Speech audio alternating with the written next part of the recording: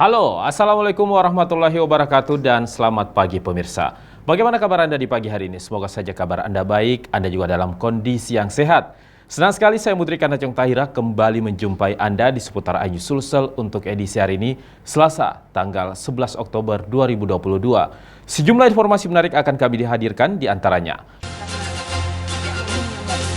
Geng motor kembali berulah menyerang menggunakan busur panah ke pemukiman warga. Diduga cemburu, seorang suami di Kabupaten Luwu nekat menikam istrinya sendiri hingga tewas. Wali Kota Makassar Dani Pomanto dukung Nur Fauzia Ramdhani di ajang pemilihan Putri Hijab Influencer Sulawesi Selatan. Dan inilah informasi kami selengkapnya bersama saya Mudri Kanacong.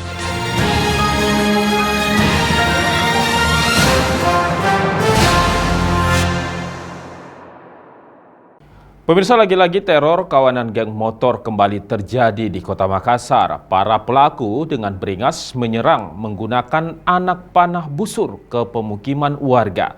Satu warga terluka terkena anak panah.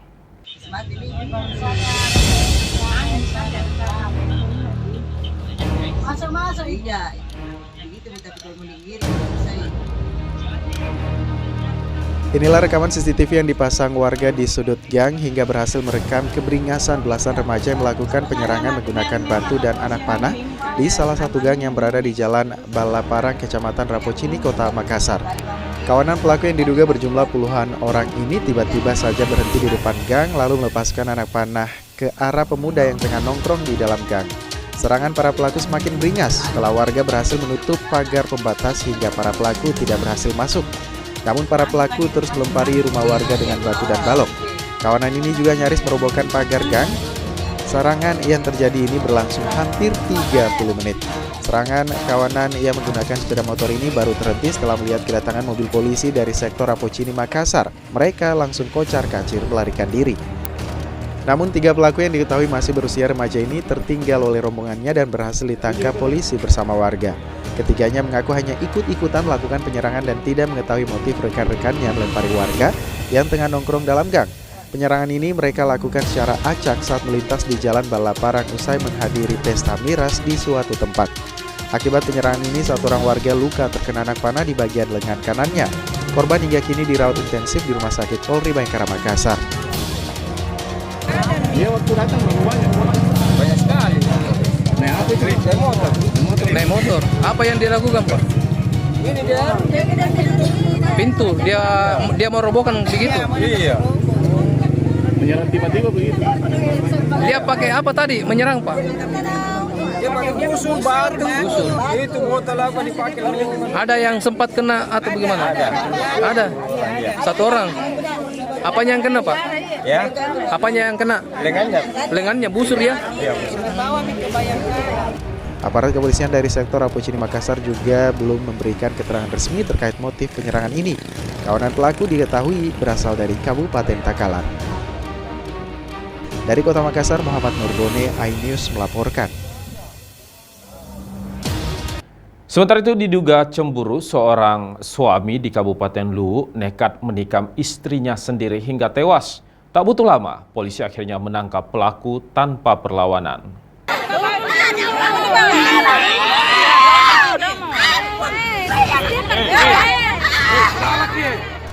Intan, 23 tahun, tewas ditikam menggunakan senjata tajam jenis badik.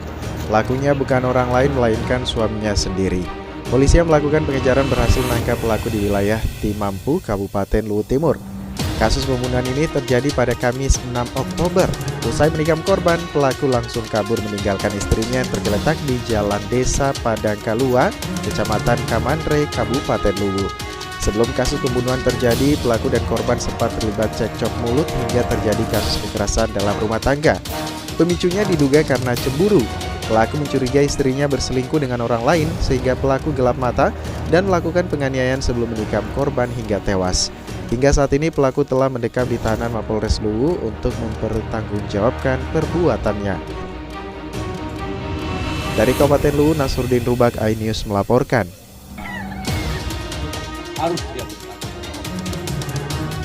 Pemirsa, 3 unit alat berat dikerahkan untuk mengevakuasi material longsor yang menutupi 11 titik yang mengakibatkan akses jalan poros Palopo Toraja lumpuh total. Ratusan kendaraan masih terjebak longsor. Hujan deras selama 3 jam membuat tebing di Jalan Trans Sulawesi Poros Palopo Toraja di kilometer 12, Kelurahan Batang, Kecamatan Warabarat, Kota Palopo, Sulawesi Selatan, longsor di 11 titik berbeda. Akibatnya akses Poros Palopo Toraja lumpuh total. Ratusan kendaraan terjebak di antara titik longsor. Tak sampai di situ saja, bencana tanah longsor ini juga membuat 10 kepala keluarga diungsikan karena rumah mereka kini terancam terbawa material tanah. Untuk membuka akses jalan sebanyak 3 unit alat berat dikerahkan. Namun banyaknya material tanah dan kayu dari tebing setinggi 30 meter di titik longsor awal membuat proses pembukaan akses terkendala. Tak hanya di situ saja, kondisi bekas longsor yang labil membuat petugas harus ekstra hati-hati. Kami identifikasi 6 titik longsor. Harus menggunakan alat berat. Yang menggunakan 2 alat berat dan ada 1 alat berat juga di longsoran 4 ada 1 alat berat ekskavator. Ini kami fokus 2 titik dulu untuk biar kendaraan bisa akses masuk ke dalam. Meski sudah terjebak selama 2 hari yang membuat pengendara kini krisis makanan, namun belum ada bantuan makanan siap saji yang disiapkan oleh Dinas Sosial setempat. Dari Kota Palopo, Nasruddin Rubak, iNews melaporkan.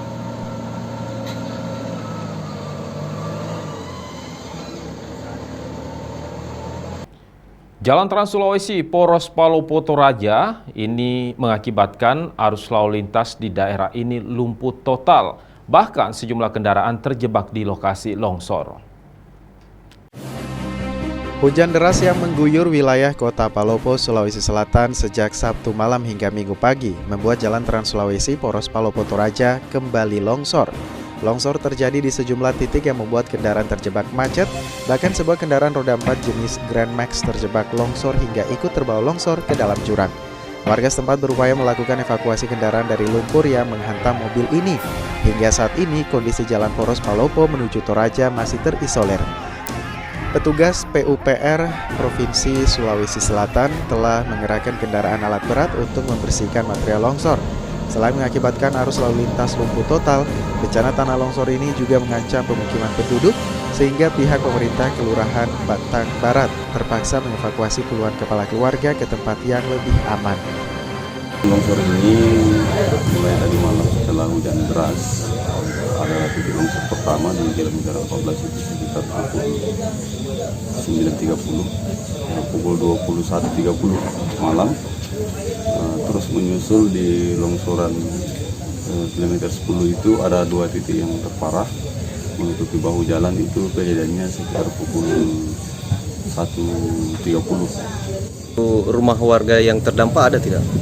Ya, kalau rumah warga yang terdampak longsor itu tidak ada, tetapi ada beberapa rumah yang berada di sekitaran longsor dan yang potensi rawan itu kami ungsikan, termasuk yang berada di kilometer 15 Batang itu sekitar 10 rumah itu kami ungsikan full karena daerah aliran sungai yang dimana aliran sungai itu sudah berada tepat di bawah fondasi rumah mereka. Dari Kota Palopo, Nasruddin Rubak, iNews melaporkan. Setelah kembali diguyur hujan lebat, ini disertai angin kencang di Kota Palopo sejak Sabtu malam lalu dengan ketinggian lebih dari 1 meter. Akibatnya ratusan rumah warga terendam dan puluhan rumah rusak. Warga terpaksa dievakuasi menggunakan peralatan seadanya. Sudah 100 berkali sih. Ratusan rumah warga di 4 kelurahan di Kecamatan Teluanua, Kota Palopo dilanda banjir susulan dengan ketinggian mencapai 1 meter. Keempat kelurahan yang terdampak bencana banjir yakni Kelurahan Sumarambu, Jaya, Pentojangan, serta Kelurahan Salubatang yang ada di Kecamatan Teluanua, Kota Palopo. Banjir terparah terjadi di Kelurahan Pentojangan serta Kelurahan Salubatang. Ketinggian air di kedua daerah ini di atas 1 meter. Akibatnya puluhan rumah warga mengalami kerusakan. Warga yang ada di Kelurahan Salubatang terpaksa dievakuasi ke tenda darurat karena kondisi ketinggian air mencapai 1 meter lebih. Akses jalan masuk dan keluar perkampungan juga terendam hingga membuat lokasi pengungsian warga masih terisolir. Menurut Lurah Salubatang, Saiman, bahwa pihaknya sudah berhasil mengevakuasi puluhan warga dengan menggunakan peralatan seadanya karena kondisi ketinggian air mencapai 1 meter hingga 2 meter di sejumlah titik. Jam kejadian jam 10.30 sampai dengan saat ini. Dan warga sekitar 230 rumah terendam banjir, dan ada beberapa warga yang kita evakuasi tadi, dan kita evakuasi pakai ban seadanya. Kita evakuasi dengan Pak Babin Katipmas, Pak Babinsa dengan kasih pemberdayaan, dan kebetulan ada warga juga. Terus kondisi pengungsi sendiri saat ini Pak seperti apa? Kondisi pengungsi saat ini membutuhkan makanan siap saji, dan kedua air minum dan air bersih. Kalau ketinggian air sendiri saat ini Pak? Ketinggian air saat ini 80 sampai 2 meter. Hingga saat ini ratusan warga korban banjir yang ada di Kecamatan Teluanua sangat membutuhkan makanan siap saji serta air bersih karena pasokan makanan mereka juga ikut tersapu banjir. Dari Kota Palawan, Nasruddin Rubak, iNews melaporkan. Kami akan kembali dengan informasi lain, diantaranya 6 pelaku komplotan penipuan online berkedok menjajakan hadiah uang puluhan juta rupiah dari artis Raffi Ahmad berhasil diringkus di Wajo.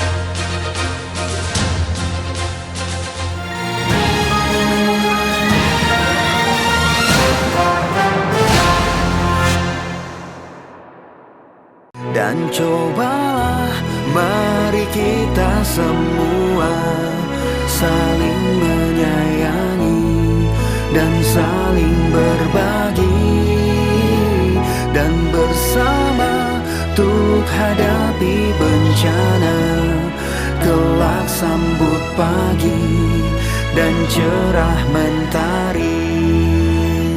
Dan cobalah mari kita semua saling menyayangi dan saling berbagi, dan bersama untuk hadapi bencana, kelak sambut pagi dan cerah mentari.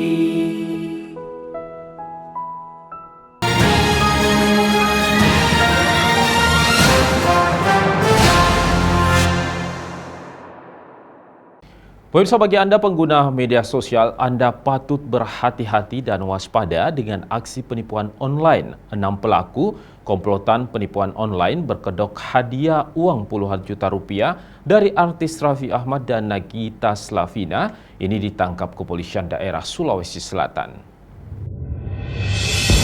Dari rekaman video amatir, 6 pelaku komplotan penipuan online hanya bisa pasrah saat diamankan beserta barang buktinya oleh tim Subdit Cybercrime Ditreskrimsus Polda Sulsel di beberapa lokasi berbeda di Kabupaten Wajo. Mereka kemudian digiring ke Mapolda Sulsel untuk pemeriksaan lebih lanjut. Keenam pelaku ini ditangkap karena melakukan aksi penipuan online berkedok menjanjikan hadiah atau door prize berupa uang sebesar 45 juta rupiah dari artis Raffi Ahmad dan Nagita Slavina. Bahkan para pelaku yang juga mengaku sebagai karyawan perusahaan milik Raffi Ahmad ini, korban yang tertarik kemudian diarahkan untuk mengikuti kuis melalui aplikasi via WhatsApp dengan syarat harus mengirimkan uang sebesar jutaan rupiah. Namun setelah mengirimkan uang, para pelaku ini lalu memblokir nomor ponsel tersebut. Selain itu, pelaku juga memalsukan struk bukti transfer sejumlah uang dari salah satu bank yang telah dijanjikan untuk meyakinkan korbannya sebelum diblokir. Hingga kini polisi telah menerima 2 laporan dari warga yang telah tertipu oleh aksi pelaku dengan kerugian mencapai 1 hingga 2 juta rupiah per orangnya. Polisi juga turut menyita barang bukti berupa puluhan laptop, puluhan ponsel, alat cetak struk pembayaran, kertas struk pembayaran, dan puluhan modem. Dan sampai bisa terungkap itu gimana ceritanya, Dan? Pastinya teknik dan taktik penyelidikan biar menjadi konsumsi kami. Ini informasi dari masyarakat yang kita kelola sedemikian rupa, dan ini harapan kita semua bahwasanya kalau keamanan ditimpakan kepada polisi sendirian pasti agak sulit. Dan untuk pelakunya sendiri ditangkap berapa? Ditangkap di mana pelakunya? Kabupaten Wajo. Kabupaten Wajo untuk penangkapannya tanggal 4 Oktober kemarin. Besaran hadiahnya berapa dan yang dijanjikan? Hadiah yang disiapkan oleh mereka sesuai dengan bukti yang kita terima ada kurang lebih 45 juta. Mereka aktivitas sejak kapan dia benar? Yang pasti sekira dari September sampai Oktober, khusus saat ini yang kita terima masih 1 bulan. Tapi kalau lihat keadaannya seperti ini, teman-teman bisa menilai bahwasanya sindikat ini sudah cukup lumayan lama. Untuk pastinya nanti kita akan melakukan pemeriksaan, pengembangannya dan segala macam kita akan sampaikan. Selain itu, pihak kepolisian daerah Sulsel hingga kini masih menunggu laporan dari korban lainnya yang merasa ditipu oleh komplotan pelaku mengatasnamakan karyawan artis Raffi Ahmad dan Nagita Slavina. Sementara itu, untuk mempertanggungjawabkan perbuatannya, para pelaku akan dijerat pasal Undang-Undang ITE dengan ancaman hukuman 6 tahun penjara. Dari Makassar, Wahyu Ruslan, iNews melaporkan. Pemirsa, Tim Resmob Tadulako Polresta Palu akhirnya menangkap seorang pelaku pencurian kotak amal masjid. Pelaku diduga telah beraksi di 13 TKP di Kota Palu dan 1 di Kabupaten Donggala. Pria asal Kabupaten Donggala berinisial R, 41 tahun, diamankan oleh Babi Kamtibmas dan tim Resmob Polresta Palu di salah satu hotel di Palu Timur, Kota Palu, Sulawesi Tengah. Selanjutnya pelaku dibawa ke Polsek Palu Selatan dan kini ditahan di Polresta Palu. Kapolresta Palu Kombes Pol Barliansyah mengatakan dalam keterangannya, penangkapan pelaku bermula dari kasus pencurian kotak amal di Masjid Al-Malik, Jalan Suprapto, Kecamatan Besusu Tengah, Kelurahan Palu Timur. Atas kejadian ini, tim langsung melakukan penyidikan dan mengecek CCTV di seputaran lokasi kejadian. Dari identitas pelaku diketahui beralamat di Desa Donggulu, Kecamatan Antibabo, Kabupaten Parigi Mouton. Setelah diinterogasi, R mengaku melakukan pencurian kotak amal masjid sebanyak 13 kali. Dari hasil pencurian ini digunakan untuk membiayai istri dan anak-anaknya. Dari hasil lidik yang kami lakukan terhadap bersangkutan, dan yang bersangkutan mengakui bahwasanya telah melakukan 13 kali tindak pidana pencurian kotak amal yang ada di Kota Palu. Terus hasil curiannya itu dia buat apa sih, Komandan? Dari pengakuan tersangka digunakan ya untuk keperluan sehari-hari, karena memang yang bersangkutan tidak memiliki pekerjaan dan memiliki istri dan seorang anak. Selain menangkap pelaku, polisi mengamankan 1 unit sepeda motor merek Scoopy hitam, 2 buah sarung dan 2 buah peci. Saat ini polisi masih mengembangkan kasus pencurian kotak amal masjid, sedangkan pelaku ditahan. Dari Palu, Sulawesi Tengah, Jamie Hendrik, iNews melaporkan.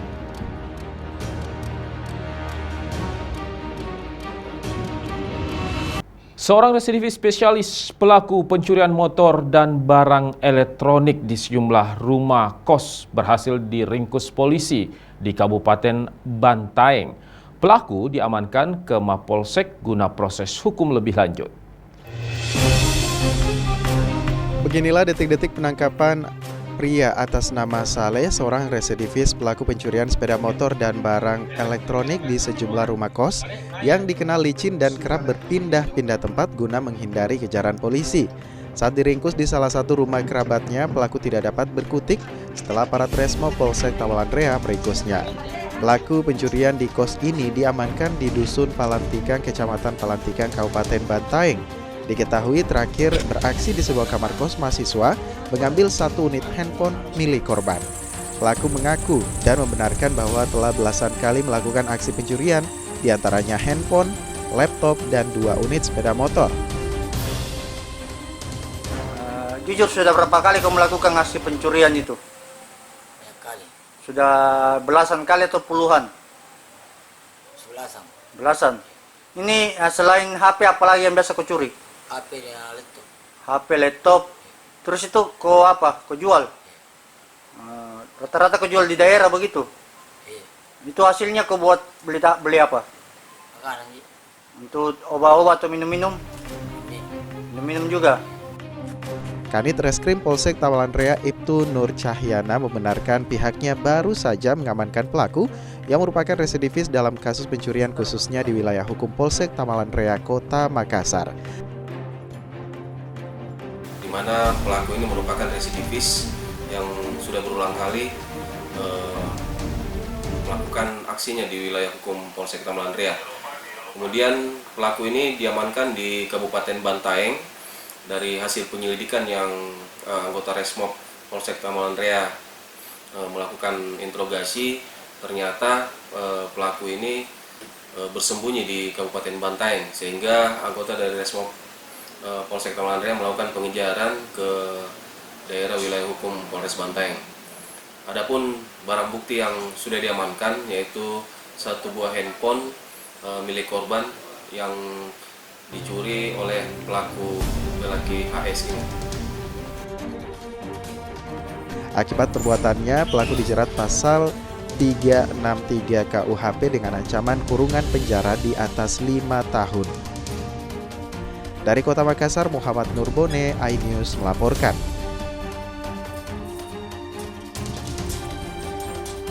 Diduga sering menjadi tempat transaksi narkoba di salah satu kampung di Kabupaten Pindrang. Ini digerebek tim Sat Narkoba Polres Pindrang. Selain mengamankan 16 orang, polisi juga mengamankan lokasi yang dijadikan transaksi narkoba ini.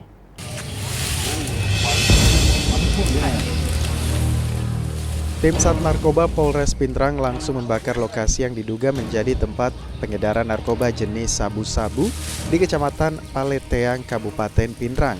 Saat penggerebekan dilakukan, 2 target operasi polisi berhasil melarikan ke area perkebunan. Selain 2 target ini, polisi juga mengincar para pembeli sabu di lokasi tersebut. Setelah dilakukan pengecekan terhadap orang yang dicurigai, polisi mengamankan 16 orang dan langsung mengamankan ke Sat Narkoba Polres Pindrang. Penggerebekan ini berlangsung terbuka hingga menjadi pusat perhatian masyarakat sekitar. Informasi dari masyarakat tersebut sehubungan dengan adanya 2 tempat atau tempat yang sering digunakan transaksi sabu. Namun setelah kami mendatangi tempat tersebut, sasaran kami atau target kami, inisial M dan D, terlebih dahulu telah melarikan diri. Namun setelah kami lakukan pengecekan di sekitar lokasi, penyisiran di sekitar lokasi, kami menemukan 16 orang yang diduga akan melakukan pembelian sabu. Selanjutnya, ke-16 orang tersebut kami amankan bersama kendaraannya dan selanjutnya kami bawa ke Sat Narkoba Polres Pindrang. 16 pelaku kini diamankan di Polres Pindrang dan akan menjalani pemeriksaan serta tes urin oleh Sat Narkoba Polres Pindrang. Dari Pindrang, Erwin Eka Pratama, iNews melaporkan.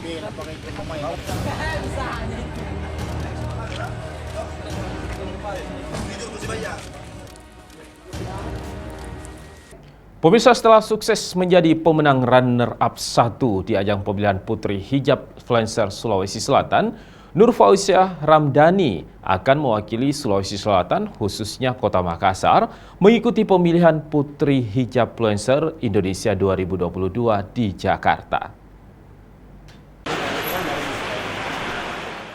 Nur Fauziah Ramdhani, siswi SMA Muhammadiyah 1 Makassar yang menyandang sebagai runner-up 1 Putri Hijab Influencer Sulsel 2022, saat ini mempersiapkan dirinya mengikuti pemilihan Putri Hijab Influencer Indonesia 2022 di Jakarta November mendatang. Dari 3 orang yang mewakili Sulawesi Selatan, Fauziah merupakan peserta yang paling muda, berstatus sebagai salah satu siswi berprestasi non-akademik di Sekolah Menengah Atas Muhammadiyah 1 Unismu Makassar yang mewakili Sulsel 2. Sementara peserta lainnya berstatus mahasiswi Universitas Negeri Makassar yang mewakili Sulsel 1 dan Sulsel 3.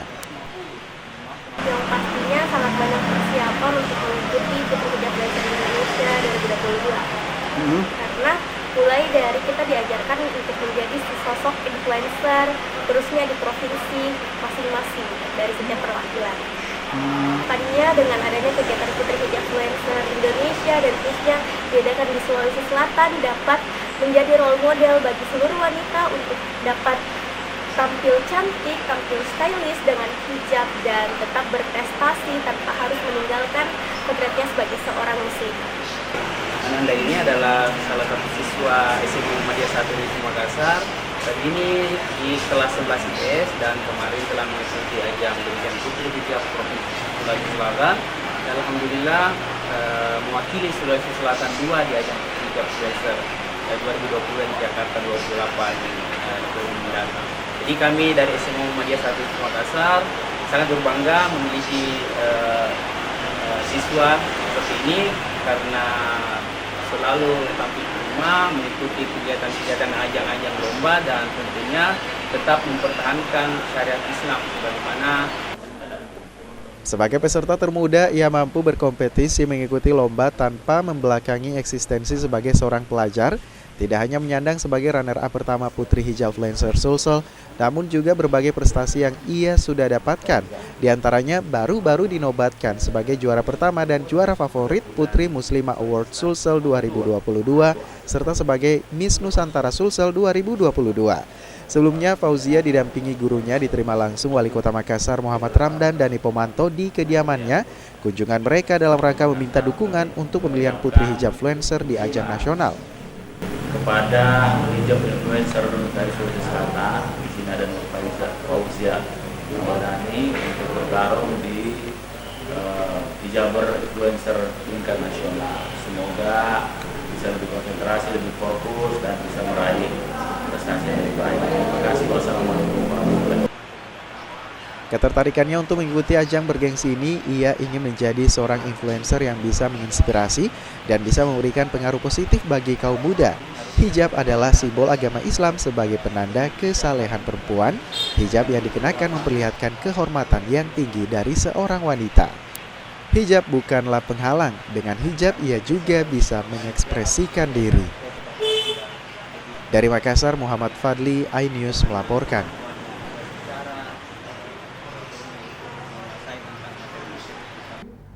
Pemirsa, informasi tadi sekaligus mengakhiri perjumpaan kita di seputar iNews Sulsel untuk edisi hari ini. Saya Mutrika Najong Tahira mewakili kerabat kerja yang bertugas pamit undur diri. Tapi sebelum itu tetap mengingatkan untuk Anda tetap menjalani protokol kesehatan dalam berbagai aktivitas Anda. Di antaranya mencuci tangan, menggunakan masker, dan juga menjaga jarak Anda. Terima kasih. Wassalamualaikum warahmatullahi wabarakatuh. Selamat pagi, sampai jumpa. Selamat kita pada Salama.